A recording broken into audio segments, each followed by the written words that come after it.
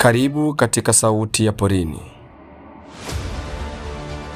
Leo tunamwangazia mnyama mdogo lakini mwenye maajabu makubwa katika mfumo wa ekolojia.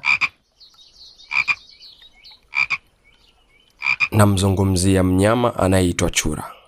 Kipindi hiki kimeandaliwa na Director Kebi wa Kazingini chini ya udhamini wa JPF Integrated Construction Limited.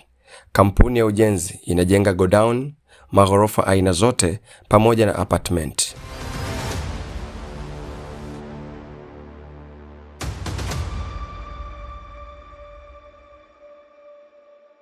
Na msimulizi wako wa leo ni Obadia Kisoki. Huyo ni chura.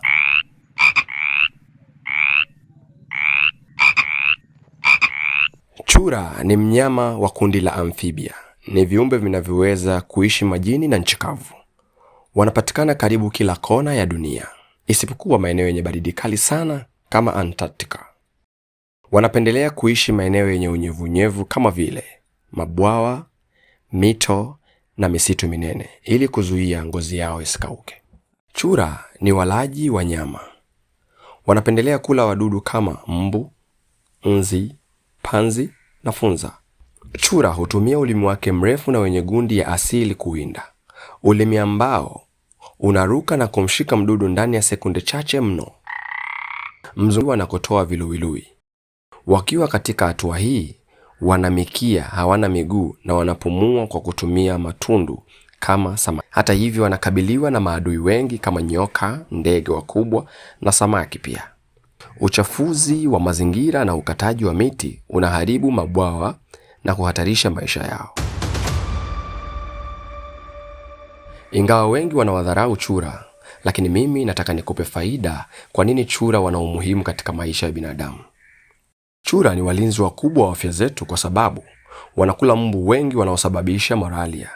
Kuhifadhi mabwawa na kulinda maisha ya chura ni mfumo wetu wa ekolojia. Hii itasaidia kupunguza magonjwa mbalimbali ya maambukizi yanayosababishwa na mbu. Hao ni chura.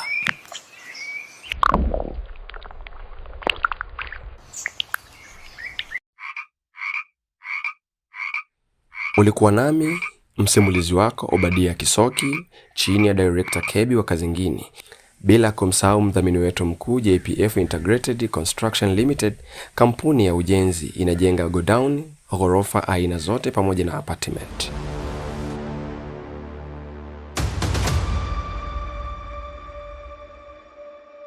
Asanteni na kwaherini.